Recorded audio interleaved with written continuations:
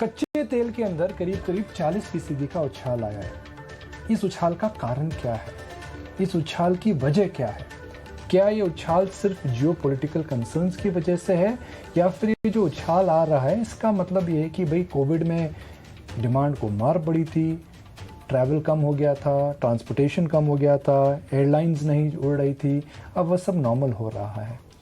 तो क्या crude prices $100 के ऊपर जा सकती हैं? और एक आश्चर्य की बात है कि भाई अगर हम देखें तो एक तरफ तो हम बात कर रहे हैं ईवीज़ की, ग्रीन फ्यूल की, ऑल्टरनेटिव फ्यूल्स की, तो क्रूड को लेकर के इस समय क्यों लोग चिंतित नहीं हैं कि ultimately crude will be replaced? इस चर्चा को आगे बढ़ाते हैं और हमारे साथ जुड़े हैं नवीन माथुर साहब, डायरेक्टर आनंद अर्थी कमोडिटीज़ से हैं, और Dharmesh Bhatia, director emeritus with NBD Dubai से हमारे साथ ये हैं। धर्मेश जी, नवीन जी, आपका ET स्वदेश पे बहुत बहुत स्वागत है। धर्मेश जी, सबसे पहले बात करते हैं 40% उछाल कच्चे तेल में, क्रूड में। अक्सर कहा जाता है that crude is an emotional market. क्या आपको लगता है मोर देन फंडामेंटल्स इस समय इमोशंस और जियोपॉलिटिकल कंसर्न्स की वजह से क्रूड ऊपर जा रहा है? देखिए, गुड आफ्टरनून। अगर आप कच्चे तेल की बात करो तो इनफैक्ट मैं ये शो पे लास्ट टाइम भी कहा था कि कच्चे तेल में अभी भी काफी तेजी बाकी है, बरकरार रहेगी मार्केट में, क्योंकि अगर आप इसका फंडामेंटल, टेक्निकल और जियोपॉलिटिकल टेंशन ये सारा सिनेरियो देखें तो कच्चे तेल में जो तेजी लास्ट एक साल में देखने मिली है ये फिनोमिनल है। जहां नेगेटिव $30 था, आज के तारीख में $90 पे आ चुका है। क्या ये कंजम्पशन है? क्या ये डिमांड है? क्या ये मार्केट में सप्लाई ट्रेंड है? काफी सारे फिनोमिनल इसे सपोर्ट कर रहे हैं। बट अगर आप बेसिक इंफॉर्मेशन देखें तो मार्केट में आज के तारीख में जो डिमांड है वो एज सच इतनी नहीं बढ़ी है जितनी एक्सपेक्टेड है। ये कंप्लीटली एक सप्लाई ड्रिवन है जो कंस्ट्रेन कर रहे हैं। अगर आप देखें, ओपेक और नॉन ओपेक ये दोनों जो गठबंधन है ये आपस में सप्लाई को धीरे धीरे बढ़ा रहे हैं सो दैट कि मार्केट में जो प्राइस है वो गिरे नहीं। बट अभी जो प्रीमियम जो आपको देखने मिल रहा है प्राइस में, वो कंप्लीटली जियोपॉलिटिकल टेंशन के कारण है। प्लस ठंडी का भी माहौल है। आज के तारीख में नवंबर, दिसंबर, जैन, फेब, मार्च तक काफी अच्छी ठंडी होती है अराउंड द वर्ल्ड। तो उस कारणवश भी आपको अच्छी खासी तेजी, सपोर्टिव फैक्टर इससे मिल रहे हैं। बट ये जियोपॉलिटिकल टेंशन अगर बरकरार रहेगी और सप्लाई कंस्ट्रेंट रहेगा तो आप नो डाउट प्राइस को आप $100 के पार भी देख सकते हैं। हम यहाँ पे अभी भी काफी तेजी में है। जो ओपेक कंट्री है वो भी चाहती है कि प्राइस ऊपर जाए सो दैट कि उनकी जो सप्लाई है, जो लिमिटेड सप्लाई है, उसमें उन्हें ज्यादा मुनाफा होगा। अगर ये सप्लाई बढ़ाते हैं तो आप देख सकते हैं कि मार्केट में आपको डिस्काउंट प्राइस आ जाएगा। बट आगे के 6 महीने देखिए, आप सारे के सारे मार्केट कॉन्टेंगो में है और बाकी के 6 महीने बैकवर्डेशन में आ चुके हैं। तो कहीं ना कहीं ये बेली कर्व चेंज हो सकता है। बट कब होगा ये अभी भी फैक्टर इन है। मार्केट में अभी भी शॉर्ट स्क्वीज है। $100 के पुट ऑप्शन भी काफी जन बैठे हुए। अगर आप देखिए तो मार्केट जिस जिस रफ्तार से बढ़ रही है, अगर ये $100 ब्रेक करते हैं तो आपको देखिए शॉर्ट कवरिंग होगी मार्केट में और मार्केट और 5-10% मूव कर सकता है। तो मैं निवेशकों को रेकमेंड करूंगा कि आप करंट मंथ या 2-3 महीने के अंतराल में आप यहाँ पे मंदी न करें, गिरावट पे बाय करें। देखिए ऑलमोस्ट 7,000 के ऊपरी स्तरों पर आ चुका है। मैं एक्सपेक्ट करता हूँ कि रुपया और वीक होगा इस कारणवश, क्योंकि ट्रेड डेफिसिट में कच्चे तेल का भी काफी योगदान है। तो रुपया अगर 76 की पार करता है और कच्चा तेल 97-90 तरफ की जाता है तो आप 8,000 के लेवल भी आपको MCX में देखने मिल सकते हैं। तो मैं रेकमेंड करूंगा निवेशकों को कि आप इस काउंटर पे आप मंदी न करें, गिरावट पे बाय करें। नवीन, एक बुनियादी सवाल, क्योंकि जियोपॉलिटिकल टेंशन्स की वजह से क्रूड ऊपर गया है, दो सिनारियो हो सकते हैं। रशिया यूक्रेन को इन्वेड करेगा तो क्या होगा, और इन्वेड नहीं करेगा तो क्या होगा? हम अंग्रेजी में एक कहावत बोलते हैं शेयर बाज़ार में कि buy on rumours and sell on news. तो अगर न्यूज़ आ जाती है, अगर स्पष्टीकरण आ जाता है भी रशिया की क्या रणनीति रहेगी, तो जो क्रूड के अंदर जो ये उछाल आया है, जो एक प्रकार का जियोपॉलिटिकल प्रीमियम आया है, क्या वह कम हो सकता है? आई थिंक आपने जो कहा वो बिल्कुल सही है। Means there are two alternatives to any situation. One is definitely कि अगर रशिया इन्वेड करता है तो it might impact the geopolitical concerns much more. Anyway, अभी भी जो है it's heightened tensions in the entire Eurozone space, and even the US has given stringent measures or warnings if the Russia invades Ukraine. Definitely एक जो pipeline है, north stream pipeline, जो north stream 2 pipeline है, वो Russia से eurozone particularly Germany जाती है Ukraine के अंदर से। सो वो पर्टिकुलर एक बहुत बड़ा इम्पैक्ट है अगर इन्वेड रशिया करता है यूक्रेन को, और अगर सैंक्शंस यूएस और the western world puts on Russia. I think fundamentally आज की डेट में Nikunj, it's more to do with the escalation of the crisis, the geopolitical crisis between Russia and Ukraine, and I would say not just Ukraine, the entire Western world. At the same time, we must also appreciate Nikunj, that the Brent, the near and the next, or the next or the near spread is highest till date in terms of the last 8 years. The inventories are lowest. They are dwindling inventories, which are lowest since October 2018. OPEC is not increasing the supply. The supply का demand और supply dynamics जो हैं, वो definitely prices को -$37 अप्रैल 2020 से यहाँ तक ले आए हैं, जो कि $90, $95 के आसपास ब्रेंट और WTI ट्रेड कर रहे हैं। मानना ये है कि अगर ये सिचुएशन थोड़ी डिफ्यूज होती है, स्टेलमेट जो है, जो चल रहा है, वो कुछ हद तक कुछ पॉजिटिव वाइब्स आते हैं निकुंज, तो एक शॉर्ट टर्म जर्क आ सकता है। I am of the view that the crude might not. It is just a knee-jerk reaction, and if it worsens further, then we might see even $110 to $115 of crude. But it will not be in good stand for the economies of the world. It will not be good stand for the political environment of the world. So therefore, there must be some solution which would be on the table coming forward. And if that solution comes, you might see the prices going down with de-escalation between whatever the talks are between Russia and Naveen, what is the trade in crude? Nikunj, एक और भी factor है. I'm just adding up to that. The waiver of sanctions on Iran can be the other thing, which might be a possibility. And if that happens, we might see the downward pressure or a correction in crude prices. So I think per se, as of this particular news, or as this particular time, the major news is just Russia and Ukraine. Dwindling inventories, part of this entire stuff, but then I think it's more to do with the geopolitics. जी हाँ नवीन, तो एक follow up सवाल है कि traders को क्या करना चाहिए? इस समय हमें पता है कि क्रूड के अंदर कुछ ना कुछ इंटरवेंशन ज़रूर आएगा, भले ही वो स्ट्रेटेजिक रिजर्व्स हों, यूएस भी नेट एक्सपोर्टर है, या फिर फ्रैकिंग हो, या फिर ओपेक हो सकता है प्रोडक्शन बढ़ा दे, बिकॉज वो भी नहीं चाहते हैं कि उनकी डिमांड को असर पड़े। तो ट्रेडर को क्या करना चाहिए? ट्रेडर को क्या मोमेंटम और टेक्निकल्स पे फोकस करना चाहिए और क्रूड लॉन्ग रखना चाहिए, या फिर एक लॉजिक और रीजनिंग लगानी चाहिए, भाई क्रूड प्राइसेस यहाँ पे सस्टेन नहीं होंगी, इस समय या तो एग्जिट लॉन्ग करें या फिर शॉर्ट करें?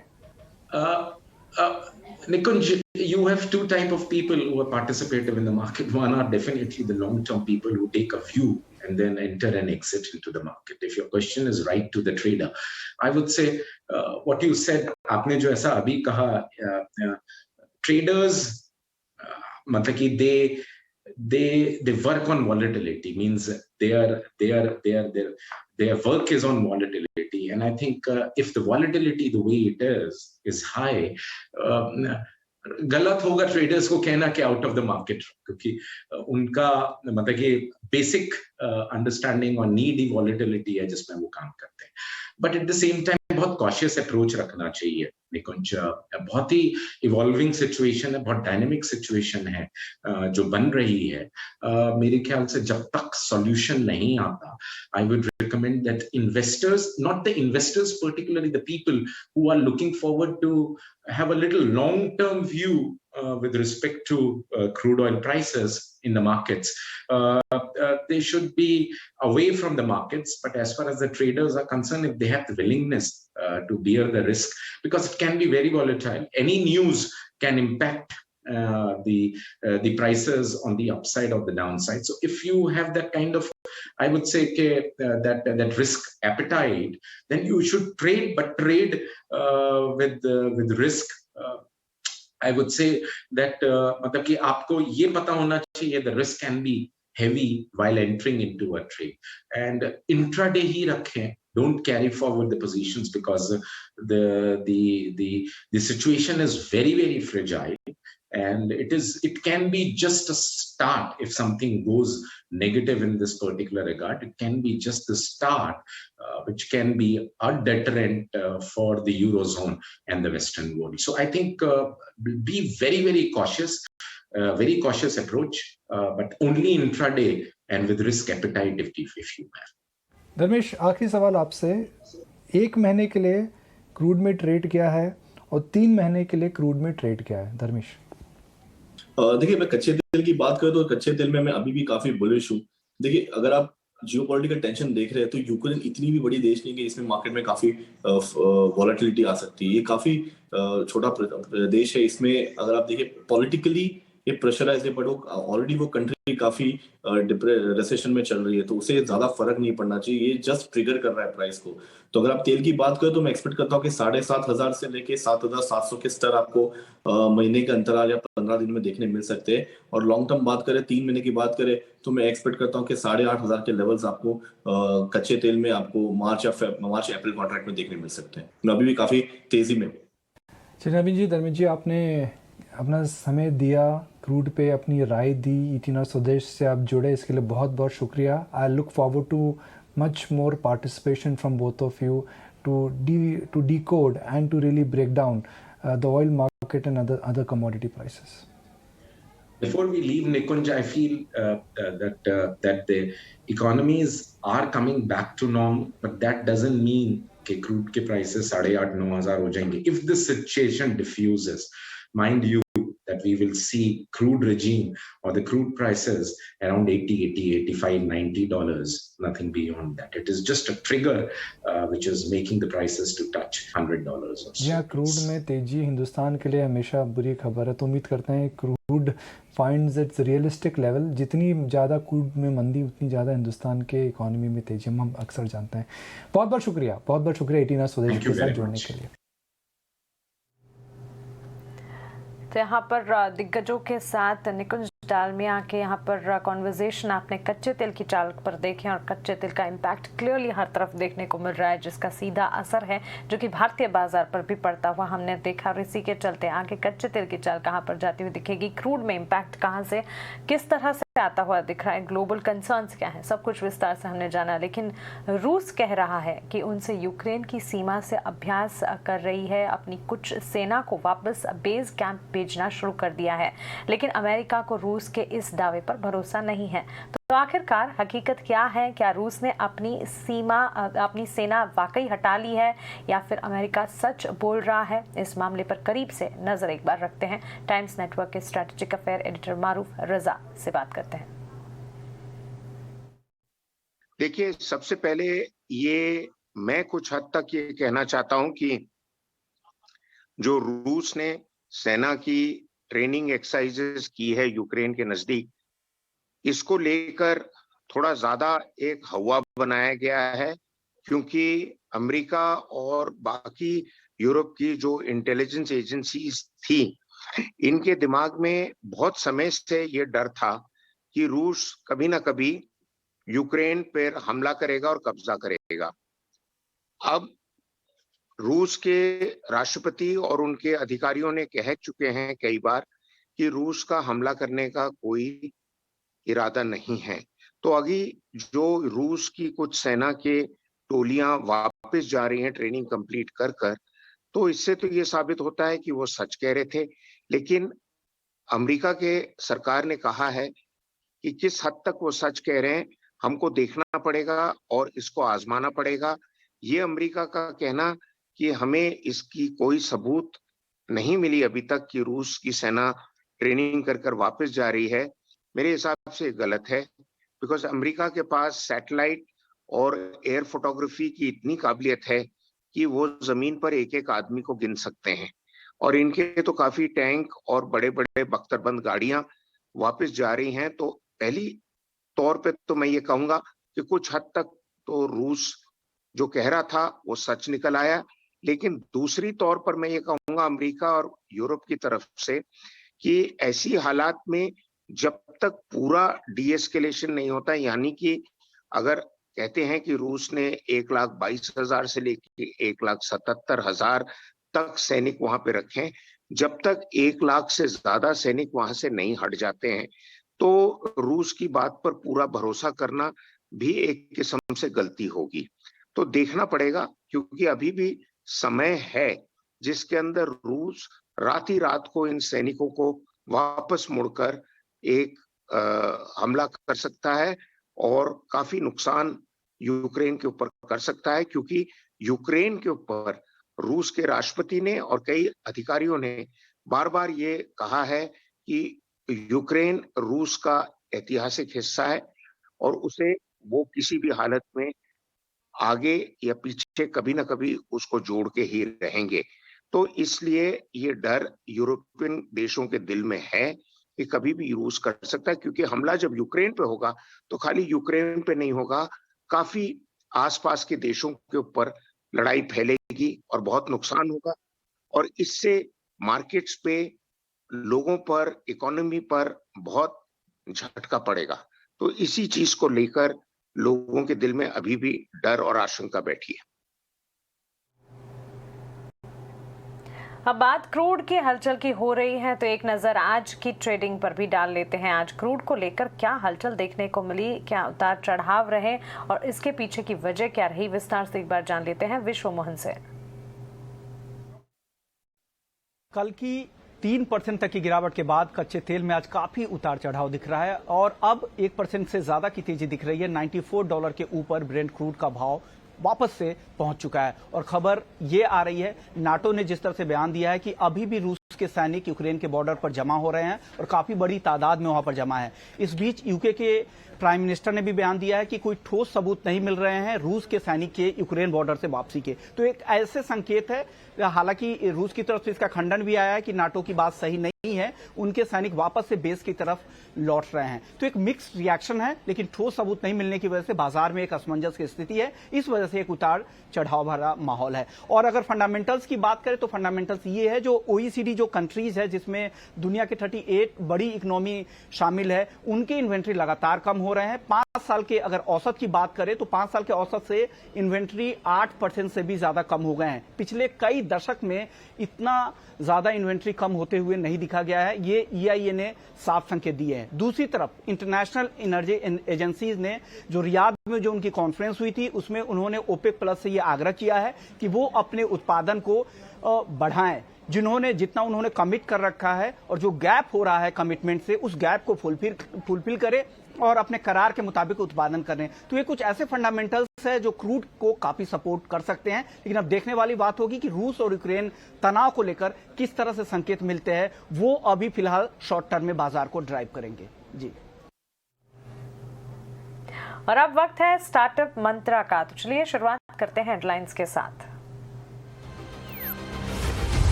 अपने प्रोफेशनल वैल्यू को बढ़ावा देते हुए मेटा की नई पहल, मार्क जकरबर्ग ने कर्मचारियों को मेटामेट्स का दर्जा दिया। कर्मचारियों में भाईचारे और सम्मान की भावना पैदा करने की कोशिश।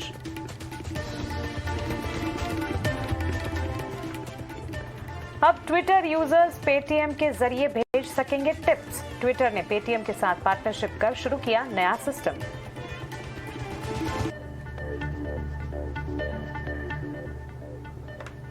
सास स्टार्टअप लूमो ने जेफ बेजोस से जुटाए $80 मिलियन। नई फंडिंग से कारोबार विस्तार करेगी लूमो।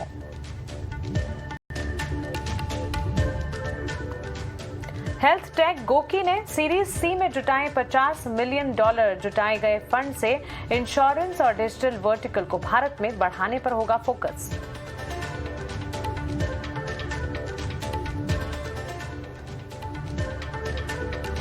डिज्नी के मैनेजमेंट में जुड़ा एक बड़ा नाम डिज्नी के मेटावर्स प्लान को लीड करेंगे माइक वाइट।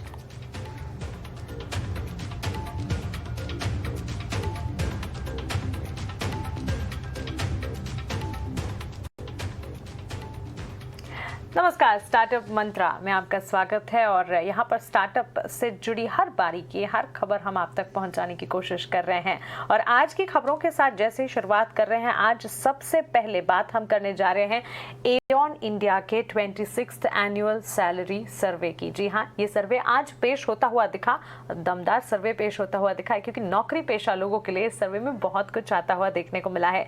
एऑन सर्वे 2022 में दमदार वेतन बढ़ोतरी के संकेत दे रहा है। जी हाँ, यहाँ पर सैलरी इंक्रीमेंट की बात हो रही है। दमदार सैलरी इंक्रीमेंट 2022 में आते हुए दिख सकते हैं।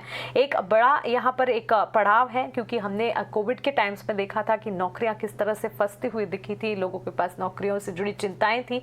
लेकिन इन सब के बाद अब प्री कोविड स्तर पर वापस से जो सैलरी हाइक्स या कह सकते हैं कि नई नौकरियों की जो एक चलन है वो आता हुआ दिख जाएगा। इनफैक्ट यहाँ पर जो अपडेट्स हैं वो काफी इंटरेस्टिंग आते हुए देखने को मिले हैं। भारत में सैलरी इंक्रीमेंट की अगर बात करें, 5 साल के उच्चतम स्तर पर पहुंचने का अनुमान 2022 के लिए ये लगाया जा रहा है। 2016 में एक अच्छा फेज हमने देखा था, और जितना अच्छा फेज 2016 में देखा था, वैसा ही बेहतरीन फेज 2022 में भी नई जॉब्स और सैलरी हाइक्स को ध्यान में रखते हुए देखने को मिलेगा। 2022 में करीब 9.9% एवरेज सैलरी इंक्रीमेंट के में बढ़त का अनुमान यहाँ पर देखने को मिल रहा है। तो क्लियरली सैलरी इंक्रीमेंट जो है पिछले साल के मुकाबले भी बढ़ती हुई दिखेंगी, और 2016 में जो शानदार सीजन हमने देखा था, वैसा एक सीजन फिर से 2022 में शुरू हो सकता है। 33% कंपनियां डबल डिजिट सैलरी बढ़ा सकती हैं, ये संकेत एऑन के सर्वे में आते हुए देखने को मिले हैं। पर्टिकुलरली कई सारे ऐसे कंपनियां, कई सारे सेक्टर्स हैं, लेकिन आईटी, आईटीएस सर्विसेज और ई कॉमर्स हैं जिस पर सबसे ज्यादा फोकस किया गया। इन सेक्टर्स में सबसे ज्यादा नौकरियां जो हैं, टैलेंट जो है उसकी यहाँ पर जरूरत पड़ती हुई दिखी, और इन्हीं सब सेक्टर्स में काफी हद तक नौकरियां जो हैं और सैलरी हाइक्स जो हैं वो देखने को मिलेंगे। 2021 में सबसे ज्यादा 21% एट्रिशन रेट भी देखने को मिला, क्योंकि टैलेंट पूल काफी ज्यादा है, लोगों के पास कई सारी नौकरियां, इसी के चलते एट्रिशन रेट भी हम देख रहे हैं। लेकिन इसे भी एक कंसर्न ना समझकर एक तरह से एक सिचुएशन या एक पॉजिटिव पर्सपेक्टिव ही समझना चाहिए, क्योंकि जिस तरह से लोगों के पास अगर टैलेंट है, इसी वजह से नौकरियां बढ़ रही है, इसी के चलते तो एट्रिशन रेट यहाँ पर बढ़ता हुआ हम देख रहे हैं। एट्रिशन रेट काफी ज्यादा बढ़ गया है, 21%। 40 से ज्यादा इंडस्ट्रीज को खंगाला गया, 1500 कंपनियों का एनालिसिस किया गया, उसके बाद ये एऑन का सर्वे निकल कर आया है। और ये 26th एनुअल सर्वे सीधे तौर पर नौकरी पेशा लोगों के लिए काफी अच्छी यहाँ पर खबरें लेकर आया है। अब इंडस्ट्री जिनमें सबसे ज्यादा सैलरी हाइक्स देखने को मिलेंगे, जब सर्वे निकल कर आया, कौन सी इंडस्ट्रीज हैं जिसमें सबसे ज्यादा 2022 में नौकरियां देखने को मिलेगी और नौकरियों में भी हाइक्स देखने को मिलेंगे, या कौन सी इंडस्ट्री है जो कि दिग्गज या फिर काफी ज्यादा टैलेंट पूल करने के बारे में सोचती है। उस इंडस्ट्री में सबसे पहले जैसे मैंने बताया, ई कॉमर्स इंडस्ट्री है, वेंचर कैपिटल है, हाईटेक, आईटी, आईटीएस है, ऑफ कोर्स आईटी और टेक्नोलॉजी के क्षेत्र में जिस तरह से भारत तरक्की कर रहा है, सीधे तौर पर अनुमान लगाया जा सकता है कि किस तरह से नए टैलेंट की, टेक्नोलॉजी एक्सपर्ट्स की काफी हद तक इन कंपनियों को जरूरत पड़ती हुई दिखेगी। और अगर जरूरत है तो फिर वहां पर जहां डिमांड है वहां पर काफी हद तक फायदे भी मिलते हुए दिखेंगे। सैलरी हाइक्स और नई जॉब अपॉर्चुनिटीज यहाँ पर भरपूर बनती हुई देखने को मिलेगी। लाइफ साइंसेस भी एक इंडस्ट्री है जिसमें काफी हद तक नए टैलेंट पूल को बढ़ावा दिया जाएगा। लेकिन कुछ ऐसे सेक्टर्स, कुछ ऐसे सेगमेंट्स भी हैं जहां पर सैलरी जो है वो बढ़ने का अनुमान कम है। कौन से हैं ये इंडस्ट्री? एक तो मेटल्स, माइनिंग, QSR, रेस्टोरेंट्स, क्योंकि हमने देखा है कोविड के दौरान, कोरोना काल में काफी हद तक QSR और रेस्टोरेंट सेगमेंट या सेक्टर ऐसे रहे, होटल सेक्टर ऐसे रहे जिन्हें बड़ी मार देखनी पड़ी थी। और इसी के चलते ये तमाम सेगमेंट्स है, तमाम सेक्टर्स हैं जिसमें हो सकता है कि सैलरी हाइक जो है स्टेबल देखने को मिले, स्टैग्नेंट देखने को मिले। और जिस तरह से आईटी या टेक्नोलॉजी, ई कॉमर्स बढ़ते हुए दिखेंगे, वैसे ये सेगमेंट्स नहीं बढ़ते हुए दिखें। लेकिन इन सब के बावजूद ब्रिक देशों के साथ अगर तुलना की जाए, भारत यहाँ पर आगे है।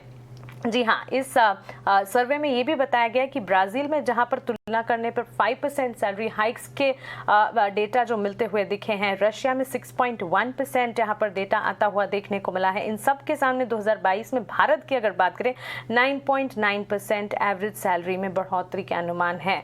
चाइना में भी 6% ही एवरेज सैलरी बढ़ोतरी के अनुमान आते हुए देखने को मिले हैं। तो क्लियरली ब्रिक देशों में भी आगे हैं 2022 के लिए।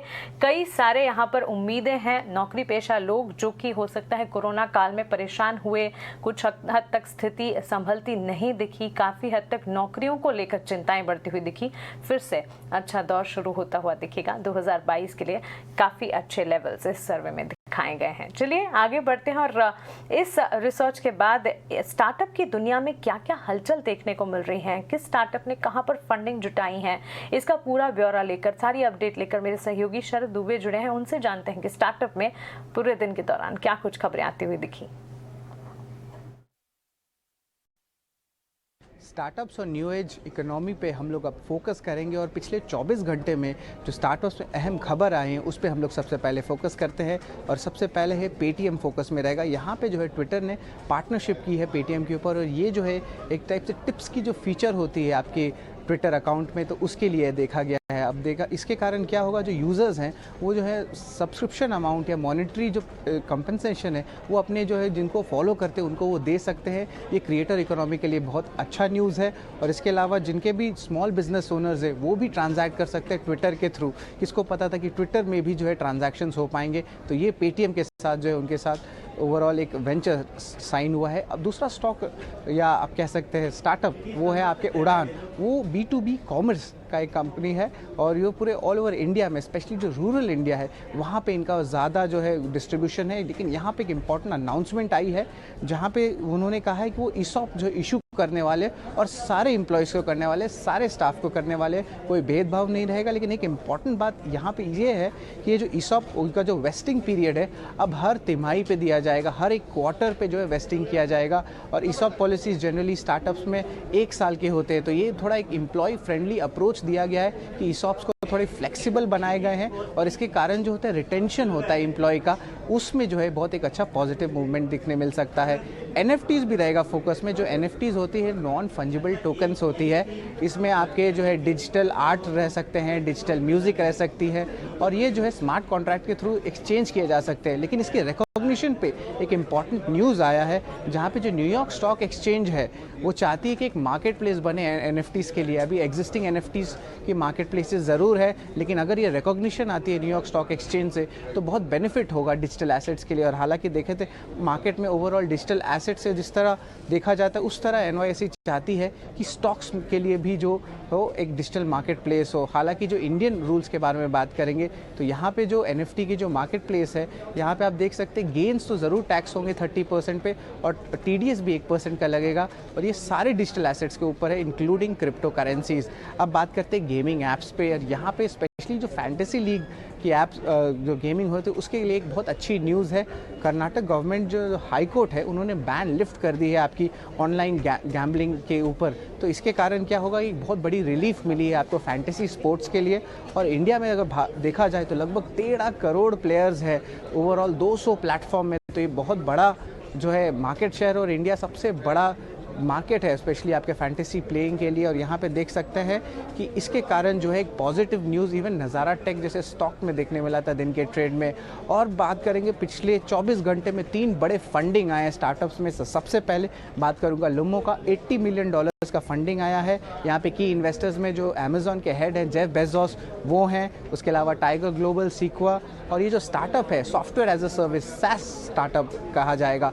अब दूसरा फंडिंग जो इम्पोर्टेंट आया है वो है आपका जॉइंट वेंचर्स का $10 मिलियन का फंडिंग है। ये राजीव दलानी और आपके DSG कंज्यूमर पार्टनर्स द्वारा जो है ये राउंड लीड किया गया था।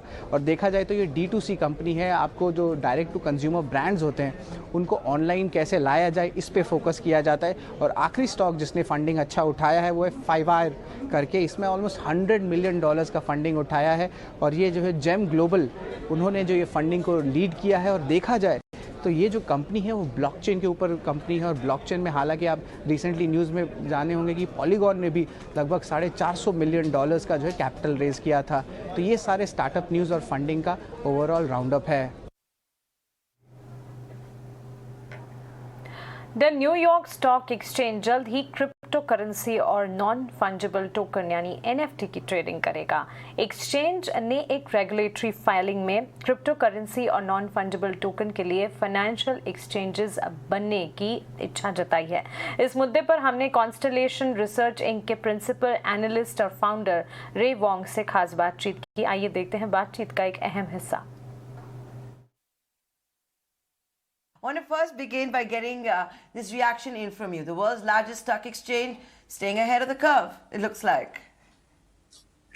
You know, this is a big deal, and yet it's not a big deal. And I think people are looking at it in different ways because it looks like the New York Stock Exchange is ready to trade NFTs. There's a little bit more to it, but they're preparing and actually did a filing with the Patent and Trade Office so that they could trade NFTs. So they're building the capacity and capability. It doesn't mean they're going to do it, but there's a lot of scrutiny here because it's something big for NYSE. And more importantly, it's a competition against the NASDAQ and other exchanges and other places, you know, that are actually, you know, like OpenSea and Rarible, which are also creating these marketplaces for NFTs.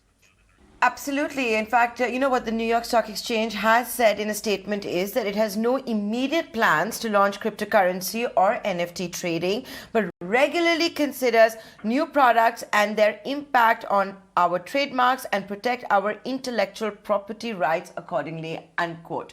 How should one look into this? Well, this is big, right? The New York Stock Exchange did mint NFTs for Unity, Coupang, Roblox, Snowflake, DoorDash, and Spotify, but they were for commemorative purposes to say, hey, look, congratulations, here's an NFT.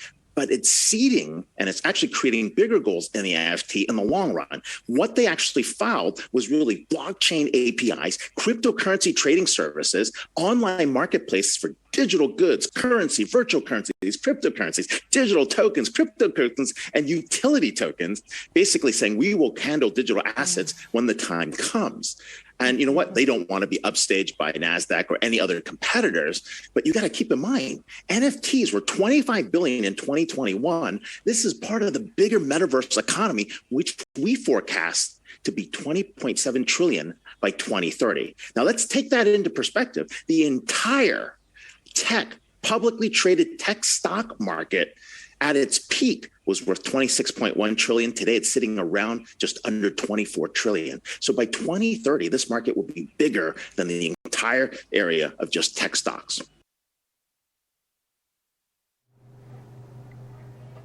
अब बात NFT की चली है तो ज़रा इसको समझ भी लेते हैं, क्योंकि अगर आपको नहीं मालूम तो उत्कर्ष अपने ही अंदाज में बड़ी आसानी से आपको NFT का पूरा सार समझा रहे हैं।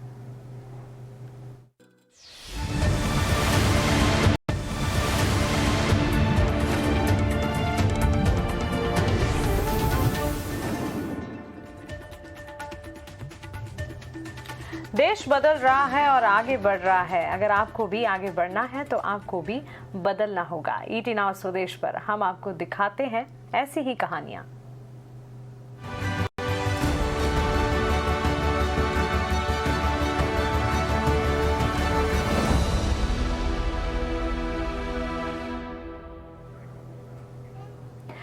भारत की खूबसूरती है उसकी प्रकृति, जो काफी समय से प्रदूषण के चलते खराब होती जा रही है। लेकिन अब इस खूबसूरती पर प्रदूषण का बदनुमा दाग ना लगे, इसके लिए डाबर ने 5 साल पहले एक कदम उठाया था और आज डाबर इंडिया पूरी तरह से प्लास्टिक वेस्ट न्यूट्रल बनने वाली पहली भारतीय कंज्यूमर गुड्स कंपनी बन गई है। देखिए खास रिपोर्ट। रंग लाई डाबर की सेव द एनवायरनमेंट मुहिम। डाबर बनी देश की पहली प्लास्टिक वेस्ट न्यूट्रल कंपनी। जल, जमीन और हवा को मिलेगी नई जान। डाबर इंडिया परिवार के लिए शान की बात।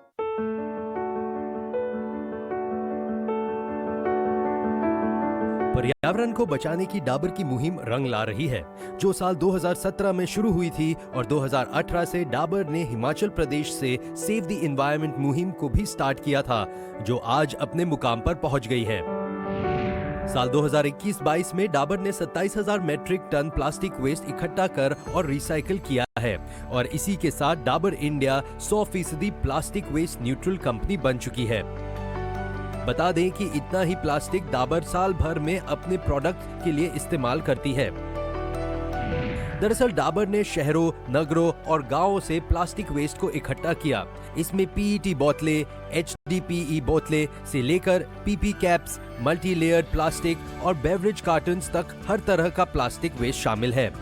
अब तक देश के 150 शहरों से 54,000 मैट्रिक टन प्लास्टिक वेस्ट को इकट्ठा कर चुकी है, जिसे रिसाइकिल किया गया। और इसी के साथ डाबर देश की पहली भारतीय plastic waste neutral FMCG company बन गई है। इसी के साथ डाबर ने उन तमाम कॉर्पोरेट कंपनियों के लिए भी एक नजीर पेश की है जो प्लास्टिक का सबसे ज्यादा इस्तेमाल करते हैं। ET नाउ स्वदेश।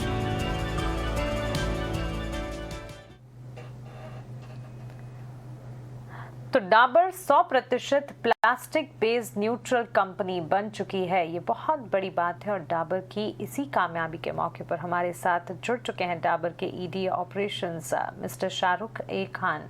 मिस्टर खान, बहुत स्वागत है आपका ET नाउ स्वदेश पर। अपना समय देने के लिए आपका बहुत शुक्रिया। और सबसे पहले तो इतनी बड़ी उपलब्धि, आपको प्लास्टिक बेस्ड न्यूट्रल कंपनी बनने के लिए ढेरों शुभकामनाएं। सबसे पहले जानना चाहेंगे कि जीरो प्लास्टिक को लेकर आपके क्या प्लान्स हैं? तो ये बेसिकली हमने ये जो डाबर ने जो काम किया है over the last few years, we have actually been working on various fronts. We have been doing it both in the area of processing also of waste as well as recycling waste, and we are also working on trying to reduce the consumption of waste in our factories. So जो भी हमने जो अभी जो हम plastic waste neutral company बन गए हैं, अब हमारी नेक्स्ट स्टेप है कि we are targeting to get to what is called as plastic waste positive. अब पॉजिटिव का ये मतलब है कि हम जो भी कलेक्ट करते हैं हमारा प्लास्टिक और जो प्रोसेस करते हैं from the market, and consumer waste जो हम कहते हैं, दैट क्वांटिटी वो जो हम हमारे पैकेजिंग में यूज करते हैं उससे और भी ज्यादा क्वांटिटी में हम प्रोसेस करेंगे. तो वो होता है प्लास्टिक वेस्ट पॉजिटिव करके. तो ये काम कर रहे हैं गोइंग फॉरवर्ड. साथ साथ में हम नए ऑल्टरनेटिव्स भी वो काम कर रहे हैं कि कैसे इसमें वेस्ट में क्या रिड्यूस कर सके हम. हमने हमारे इन हाउस प्रोडक्ट है डाबर रेड टूथपेस्ट, बड़ा फेमस प्रोडक्ट है हमारा, जो हम कहते हैं फ्लैगशिप टूथपेस्ट प्रोडक्ट. अब उसमें हमने रिसेंटली बिना आउटर कार्टन के जस्ट द नेकेड ट्यूब जो कहते हैं उस टाइप के भी पैकेजिंग हमने इंट्रोड्यूस किया है इन द मार्केट. उससे हमारे कम से कम 135 टन से 150 ton paper per year consumption कम होता है, और उससे करीबन ऑलमोस्ट 5000 पेड़ जो होते हैं उसकी कटिंग हमने अवॉइड की है, क्योंकि ये पेपर में you know that paper is generated from would. तो ये किया है. फिर हमने साथ साथ में एक और भी मेजर्स लगाए हैं कि हमारे जो कॉर्पोरेट ऑपरेशंस में बेसिकली हम पेपर यूज करते हैं इन आवर ऑफिसेज, तो वहां पे भी हमने रिसाइकल रीयूज का एक प्रोग्राम चालू किया है, जिससे कि अनदर 135 टन्स या around another 4 to 5,000 odd trees को हम कट होने से बचा सकते हैं. 135 टन्स कंजम्पशन हम कर रहे हैं.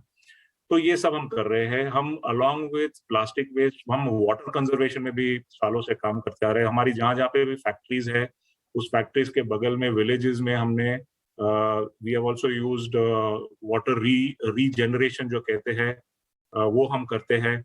हमारे नेवाई में एक फैक्ट्री है राजस्थान में, वहां पे हमने जो भी कंजर्वेशन मेजर्स लिए थे पिछले मेरे ख्याल से 5 साल में, उनसे वहां की वाटर टेबल जो है ground water table almost 10 feet से बढ़ गई है.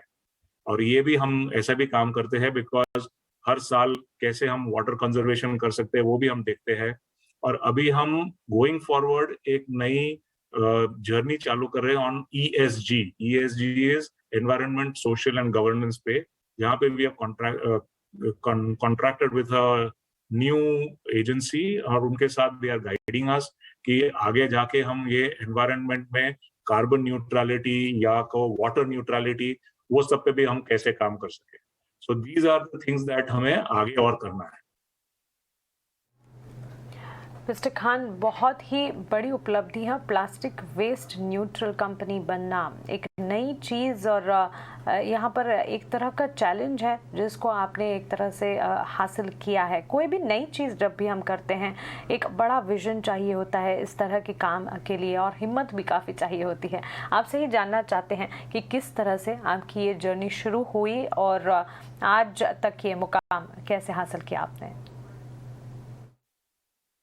ये जो पूरी जो जर्नी जो है, we started this in the year 2017-18 और वहां पे हमने एक छोटा सा एक पायलट प्रोजेक्ट किया था दिल्ली एनसीआर में और गुजरात में, और फर्स्ट ईयर में हमें सिर्फ करीबन little less than 4000 ton 3800 metric ton of plastic waste collect किया था।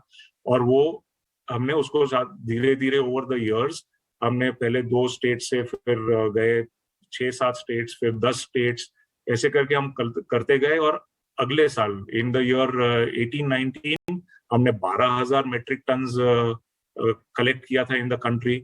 फिर अनफॉर्चुनेटली कोविड का एक साल आ गया, तो कोविड के साल में ऑब्वियसली बिकॉज कलेक्शन नहीं हो पा सकता था, सो देयरफॉर हमारे नंबर्स थोड़े डाउन हो गए। अराउंड 11,000 11,500 टन हमने किया था। लेकिन फिर इस साल में despite the second wave of Covid हमने हमारे सारे एजेंसीज के साथ मिलके वी ऑलमोस्ट कलेक्टेड, हमारी टारगेट थी 22,000 टन, लेकिन हमने कर दिया almost 26,900 plus ton.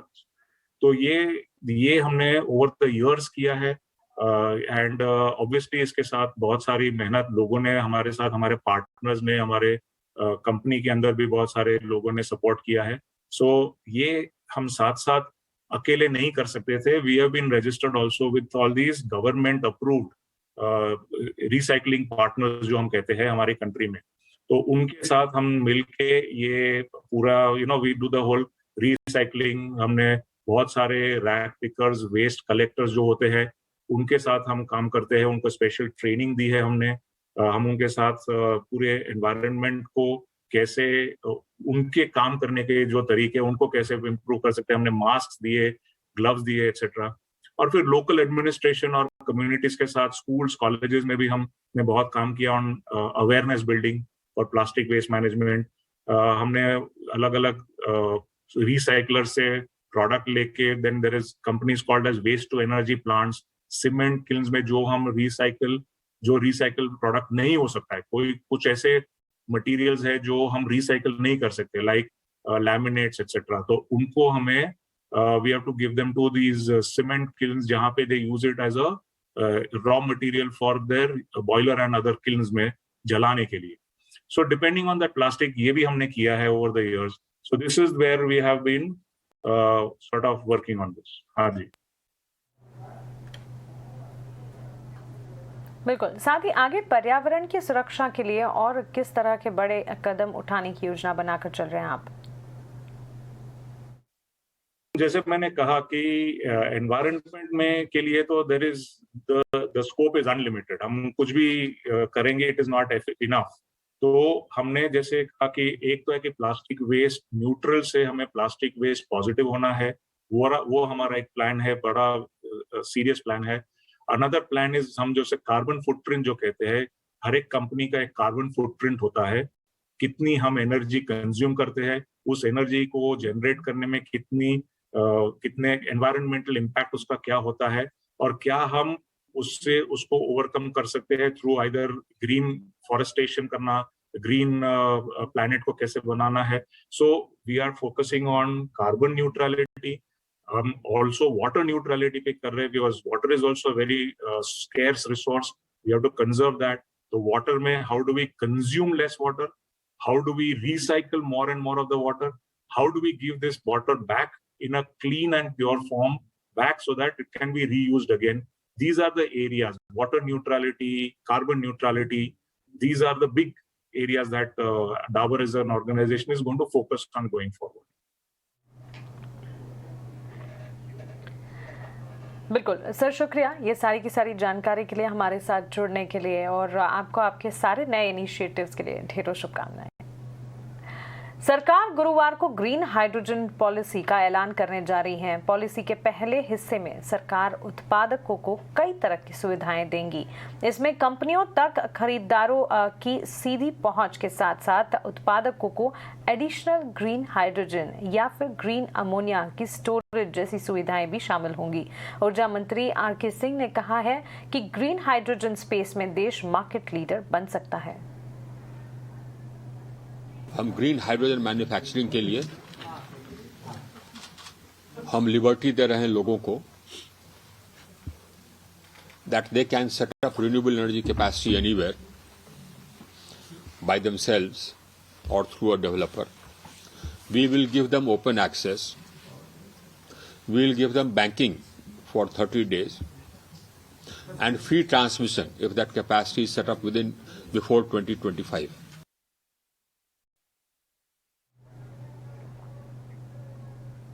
Green hydrogen policy में प्रोड्यूसर्स को और क्या सुविधाएं दी जाएंगी? ग्रीन हाइड्रोजन पॉलिसी में मार्केट लीडर बनने के लिए सरकार और क्या कदम उठाएंगी, बता रहे हैं हमारे सहयोगी प्रकाश प्रियदर्शी। देखिए, रिन्यूएबल एनर्जी सेक्टर के लिए काफी बड़ी खबर है, क्योंकि सरकार जो है ग्रीन हाइड्रोजन पॉलिसी से संबंधित उसका जो पहला चरण है उसकी घोषणा कल करने जा रही है। इसका मतलब ये है कि ग्रीन हाइड्रोजन पॉलिसी कल से प्रभाव में आएगी, लेकिन उसके कुछ हिस्से ही आएंगे। पहले हिस्से में सरकार 3 इंपॉर्टेंट घोषणाएं करने वाली है, जैसा कि ऊर्जा मंत्री ने कहा है। पहला पार्ट इसका ये होगा कि सरकार ग्रीन हाइड्रोजन मैन्युफैक्चरर्स को ओपन एक्सेस फैसिलिटी देगी, यानी उन्हें बिक्री और खरीद में आजादी मिलेगी, किसी तरह के अप्रूवल की जरूरत नहीं होगी। इस पहले पार्ट पॉलिसी का जो पहला हिस्सा है उसका दूसरा इंपॉर्टेंट पार्ट होगा वो ये होगा कि कंपनियों को बैंकिंग फैसिलिटी मिलेगी, यानी अगर आप इसको आसान शब्दों में कहें तो स्टोरेज फैसिलिटी मिलेगी। मतलब किसी कंपनी के पास एडिशनल ग्रीन हाइड्रोजन है तो उसको स्टोर कर सकता है। जो इसका तीसरा अहम पहलू है वो ये है कि कंपनियों को सरकार फ्री ट्रांसमिशन फैसिलिटी देगी, मतलब कि उनको ट्रांसमिशन पर कोई खर्च नहीं करना पड़ेगा। इससे उनके कॉस्ट को कम करने में मदद मिलेगी। इस पॉलिसी का जो दूसरा इंपॉर्टेंट हिस्सा है वो कुछ समय बाद आएगा, क्योंकि इस वक्त ये इकोनॉमिक फाइनेंस कमेटी के पास है अप्रूवल के लिए, जिसमें 2 इंपॉर्टेंट प्रावधान किए गए हैं। जो पहला है वो है वायबिलिटी गैप फंडिंग, यानी कि इलेक्ट्रोलाइजर्स की मैन्युफैक्चरिंग के लिए वायबिलिटी गैप फंडिंग सरकार देगी, जो कि सबसे इंपॉर्टेंट पहलू है ग्रीन हाइड्रोजन पॉलिसी का। इसके अलावा इस बात को भी मैंडेट किया जाएगा कि अलग अलग इंडस्ट्री में ग्रीन हाइड्रोजन या ग्रीन अमोनिया का इस्तेमाल किया जाए, जिसके लिए जैसे स्टील इंडस्ट्री है या फर्टिलाइजर इंडस्ट्री है। मिनिस्टर का यह कहना है कि एक बार कैबिनेट जब इसको अप्रूव कर देगी फिर सारे प्रावधान लागू किए जाएंगे। प्रधानमंत्री नरेंद्र मोदी ने ग्रीन एनर्जी को लेकर अपनी सरकार का विजन एक बार फिर दोहराया। टेरी के वर्ल्ड सस्टेनेबल डेवलपमेंट समिट में बोलते हुए पीएम ने ग्रीन हाइड्रोजन को भविष्य की ऊर्जा जरूरतों को पूरा करने वाला जरिया बताया। Equitable energy access to the poor has been a cornerstone of our environmental policy. We have announced the setting up of the National Hydrogen Mission. It aims to tap into green hydrogen, an exciting technology to power our future. I encourage academic and research institutes like TERI to come up with sustainable solutions to realize the potential of green hydrogen. चलिए इसी के साथ स्वदेश are में फिलहाल इतना ही। मुझे दीजिए इजाजत, लेकिन आप बने रहें ET Now स्वदेश के साथ। नमस्कार।